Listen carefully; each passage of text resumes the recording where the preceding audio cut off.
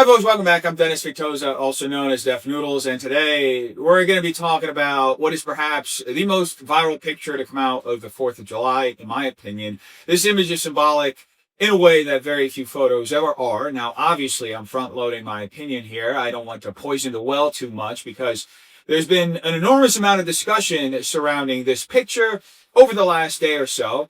There has been a lot of discourse, a lot of emotional reactions, and a lot of claims made about what this image supposedly represents. Today, we're going to look at what people are saying, examine some of the factual claims surrounding it, and discuss the truth behind the individual who has been portrayed as this unbelievable hero in the face of oppression and extremism. Now, this is the picture right here. It shows a black woman sitting on a Washington, D.C. metro train surrounded by members of Patriot Front, or rather, as the New York Post chose to describe it, a chilling photo shows black woman on D.C. train surrounded by white supremacist thugs. Okay. That seems like a bit of an exaggeration, but let's keep going. The New York Post, along with several other publications, describe the image as follows. A now viral photo shows the chilling moment. A black woman is stuck on a D.C. train surrounded by masked thugs from a white supremacist group as they descended on the nation's capital on July 4th. The photo was taken by freelance photographer Gene Ors, and the article says it captured an eerie moment during America's 250th Independence Day celebration that some observers viewed as symbolic of the nation's struggle to live up to its promise. The New York Post goes on to say that as of the publication of the article on July 5th, the woman had not been identified yet, and it wasn't clear whether she had any interaction whatsoever with the Patriot Front members during the train ride. According to the article, hundreds of Patriot Front members marched through Washington wearing masks, khakis, sunglasses, and blue polo shirts. Some carried upside-down American flags, while others reportedly carried Confederate flags, and videos showed them chanting slogans like Life, Liberty, Victory, and Reclaim America. Counter-protesters shouted back at them as well. One man with a bullhorn yelled, "Every single one of you justifies the right to abortion." Now, that's an interesting statement in and of itself when you stop and think about it. That man is essentially saying babies should be killed because adults are exercising what appears to be their First Amendment rights peacefully. Whether you agree with Patriot Front's message or not, that's a pretty remarkable thing to say, period. Now, it's important to point something else out because this often gets lost in the conversation. These men were marching peacefully, as I mentioned earlier. Again, you may completely disagree with everything they stand for, and we're going to get into their beliefs in just a moment, but there are no reports in this situation that they assaulted anyone. There are no reports that they attacked the woman in this photograph. There are no reports that they harassed her on the train. In fact, the symbolism surrounding this image is largely created by the framing. As far as anyone can tell, these men got on the train, rode the train, got off the train, and the woman remained completely safe. She wasn't harmed. She wasn't assaulted. And she wasn't even reported to have interacted with the members of Patriot Front. Who could have seen this coming? Now, before we continue, let's add a little bit of context about Patriot Front itself, because a lot of people have very strong opinions about the organization without necessarily knowing what the group actually says about itself. Patriot Front was formed by Thomas Russo in 2017 following the Unite the Right rally in Charlottesville, Virginia. According to the group's own website, its stated mission is a hard reset on the nation that we see today, calling for a return to the traditions and virtues of our forefathers, the same spirit that urged our ancestors onward to create this nation.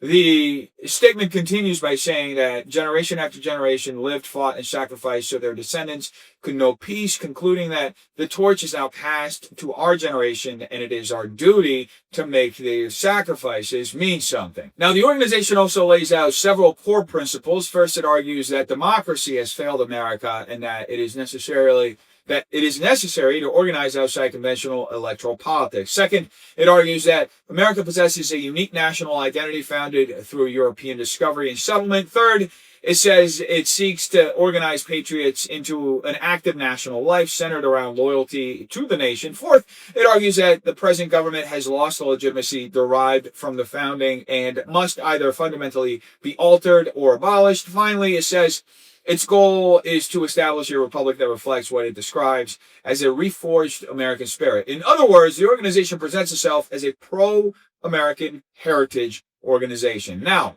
on the other side of the debate, the Anti-Defamation League, the ADL, describes the Patriot Front very differently. The ADL says Patriot Front's goal is to transform America into a white ethnic state and usher in what it calls a hard reset on the nation we see today. It classifies Patriot Front as a white supremacist organization with more than 200 members. According to the New York Post, roughly 400 demonstrators participated in the July 4th march. The Post also makes another interesting claim. It says Patriot Front members have spread anti-Semitic, racist, and other hateful propaganda throughout the United States, adding that many members have rap sheets. But when you actually read what the Post refers to, the primary example is the group's arrest in Idaho while allegedly planning a protest against a pride event. That's the rap sheet the Post is highlighting. The article continues using that incident to portray the group as particularly dangerous, yet it also acknowledges something that many people seem reluctant to admit, in which the Secretary of the Interior told CNN's State of the Union that while they personally disagreed with everything the group stood for, one of America's foundational principles is freedom of speech. They acknowledge that democracy is messy precisely because people have the freedom to express views that others strongly disagree with, provided they're doing so peacefully. And that's an important distinction because these men, in this instance, were engaging in peaceful protests. Whether you believe their message is right or wrong, offensive or acceptable, peaceful speech is still protected speech. That's a distinction that many people today seem determined to erase. And it's one that becomes very important as we continue looking at how this entire story has been framed by the media. Now, all that being said, there is also a tremendous amount of suspicion surrounding Patriot Front, particularly on the political right. A lot of people don't believe Patriot Front is a genuine grassroots organization at all. They believe it's a front.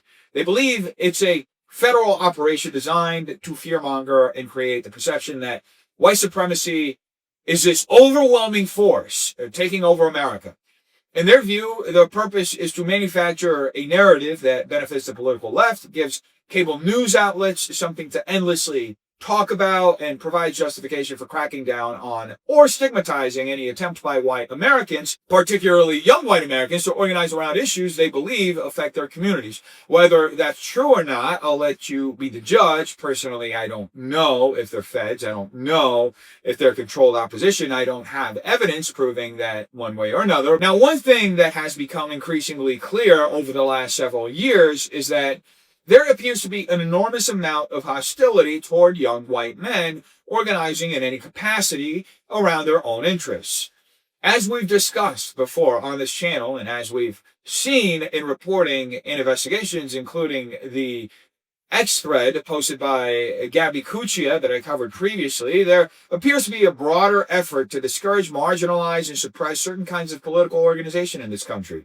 Whether you agree with that assessment or not, it's difficult to ignore the fact that nearly every other demographic in America is encouraged to organize around shared identity and interests. There are organizations for Black Americans. There are organizations for Hispanic Americans. There are organizations for Asian Americans, for Jewish Americans. In fact, any other hyphenated Americans, you name it. Every community generally is encouraged to advocate for itself. But when people of white European heritage attempt to organize around their own interests, the reaction is often fundamentally different. That's one of the central questions surrounding Patriot Front, and it's precisely why the group receives criticism from both sides of the political spectrum. Now, with all that context established, let's get back to the woman in this photograph, because for nearly a full day, she was portrayed as an anonymous victim, courageously enduring this terrifying encounter with dozens of so-called white supremacists. The image spread across social media, news outlets wrote emotional headlines. Commentators described it as symbolic of modern America, but eventually people figured out who she was, not because journalists uncovered her identity, but because video surfaced showing her on that very same metro train before Patriot Front members had even boarded the train. Here's the video. I want things to be beautiful. I forgot things could be beautiful. Well, well, well. Isn't that interesting? The woman who has been portrayed as this innocent victim surrounded by dangerous white supremacists is, at least based on the footage we just watched, someone who appears to be heavily under the influence of drugs. She's bent over with her pants halfway down, clearly out of her mind, behaving erratically long before Patriot Front ever gets on the train. And that's important context because it completely changes the way this image has been framed. This wasn't someone calmly commuting to work who suddenly found herself trapped in some terrifying situation. This appears to be someone who was already in a vulnerable, intoxicated, and unstable condition before any of these men even entered the train car. In fact, you could argue this actually strengthens the point that she wasn't in danger from Patriot Front at all. Just think about it, folks. People under the influence of drugs can be extremely unpredictable. Someone in that condition could have started screaming, become violent, lashed out at random passengers, or caused all kinds of problems. Yet none of that happened. Instead, she's sitting there quietly, clearly struggling with substance abuse, while these dozens of supposedly dangerous extremists simply ride the train and then leave. They don't attack her, they don't harass her, they don't confront her, they don't even appear to interact with her. She remains exactly where she was before they got on, and after they got off, she's still physically unharmed. Once you look at that. And if anyone still doubts that this woman has struggled with substance abuse, it turns out there's even a mugshot showing she had previously been arrested. So suddenly the narrative becomes very different. The same media outlets and commentators who are now expressing endless concern over how terrifying this image supposedly is had absolutely nothing to say about the fact that this woman appears to be living with addiction, riding public transportation, or rather living in public transportation in an obviously impaired condition and receiving no meaningful help whatsoever from her Democrat state. Nobody seemed particularly concerned about her well-being. Then nobody is talking about treatment, rehabilitation, or getting her off the streets now. But the moment she could be transformed into a political symbol or tool, stripped of all context and used to reinforce a particular narrative, suddenly she became the most important woman in America. That's what stands out to me. The context was removed because the context weakens the emotional impact of the photograph. Instead of asking why this woman appears to be struggling with addiction in our nation's capital, the conversation immediately became about race, extremism, and symbolism. Meanwhile, the one fact nobody seems interested in acknowledging is also the simplest one. Despite being surrounded by dozens of men portrayed as incredibly dangerous, she walked away completely unharmed. That fact alone doesn't fit the narrative, so it's largely ignored. And that's really what brings me to the comparison that I think exposes the double standard here. This woman, who was portrayed as being surrounded by dangerous white supremacists, left that train completely safe. She wasn't assaulted, she wasn't attacked, she wasn't harassed, she wasn't even reported to have had a single interaction with any of those men. She got on with her day. Compare that to the case of Irina Zarutska, the Ukrainian immigrant who was coming home from her job at a pizza shop when she sat across from the wrong person on a metro train. She was stabbed in the neck by a deranged black man with a criminal record as long as a CVS receipt. According to the reporting, after stabbing her, he walked up and down the train saying, "I got the white girl, I got the white girl." There were other passengers on that train from the reporting. Nobody immediately intervened. Now, to be charitable, perhaps people didn't immediately realize what had happened. It did take some time before passengers noticed the bloody knife and the blood dripping from it. We should be careful not to assume what every individual saw in that moment, but the fact remains that Irina didn't leave that train safely. She bled to death after a real act of violence, yet her story never became the national symbol that this photograph has become. Now, look, I want to make a distinction. I'm not bringing up Irina's case to attack an entire race. I'm describing the facts of the environment because if we're going to be precise, then we have to be precise consistently. One woman was surrounded by dozens of men whom the media insists are incredibly dangerous, yet she left completely unharmed. The other woman encountered one violent individual who actually murdered her. One story becomes a national conversation, the other fades away. Why? That's the question I'm asking. Why is one image treated as if it's going to define America while the other barely enters the public consciousness? What exactly is the standard here? And that leads us to the broader reaction over the last couple of days. People have absolutely melted down over this photo. People like Dean Withers even said this picture belongs in the history books. History books, bro? Really? What history book? Why would this photograph belong in a history book? Irina Zarutska won't be in a history book despite being the victim of an actual homicide on public transportation. But this image of a woman who was never harmed somehow deserves that status. Why? Because she's sitting near a group of masked men. That's enough to make it historically significant? Yeah, I don't buy it. Anyway, then you have commentators on CNN making comparisons to the KKK. Dana Bash was discussing the image and equating what people were seeing here with the KKK. What are we talking about, dudes? There are no burning crosses. There were no lynchings. There was no violence taking place in this situation. These people were marching peacefully, whether you agree with them or not. That's what the First Amendment protects. Now, I also saw commentary on CNN suggesting it was terrifying to think people might have coworkers who secretly think like this and never reveal it, but people are allowed to have different opinions in this country. Can we at least agree on that? Not everyone has to subscribe to the same worldview. Not everyone has to embrace DEI ideology or progressive politics. People are allowed to hold opinions you dislike.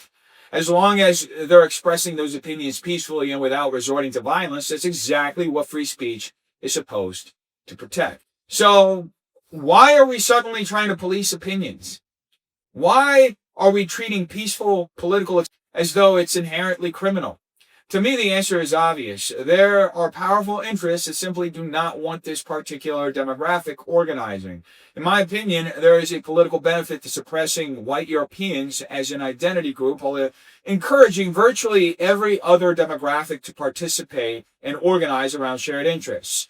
That's how you slowly strip away one of the foundational identities that has historically defined this nation. That's something Pat Buchanan has talked about for years. The gradual erosion of a nation's historical identity over time through the centrifugal force of multiculturalism. Whether you agree with that analysis or not, that's the true broader conversation that this image has come to become a part of. To me, this entire story demonstrates an extraordinary level of hypocrisy from the media. It honestly never ceases to amaze me how willing they are to manufacture narratives by stripping away context. They make careers out of dividing the nation, demonizing people, and encouraging Americans to fear one another. So ask yourselves this, folks. If you simply reverse the races in this photograph, would anyone care? Imagine a group of black men wearing matching clothing standing around a white woman on a train while she calmly sat there doing absolutely nothing. Would that image dominate the news cycle? Would it be called chilling? Would people demand it be placed in history books? Personally, I don't think so. I don't even think it would be violent. The reason this image became so significant is because it fits neatly into an existing political narrative that many people desperately want to reinforce. Now, ultimately, I think that's why the left relies so heavily on arguments centered around race and identity. They need stories like this because they reinforce a worldview built around division, oppression, and constant fear. The implication is always that your neighbor could secretly be a white supremacist simply because he's proud of his European heritage or because he disagrees with progressive orthodoxy. That kind of thinking doesn't bring the country together. It pushes people further apart. Anyway, that's the whole story as I see it. I think the levels of hypocrisy on display here are just remarkable, but that's just my opinion. I'd love to know what you think, so let me know down in the comments below what you think. If you enjoyed the video, don't forget to like, subscribe, and share it with someone who might find it interesting. As always, thank you so much for watching. I hope you have a terrific day, and I'll see you in the next one. Peace.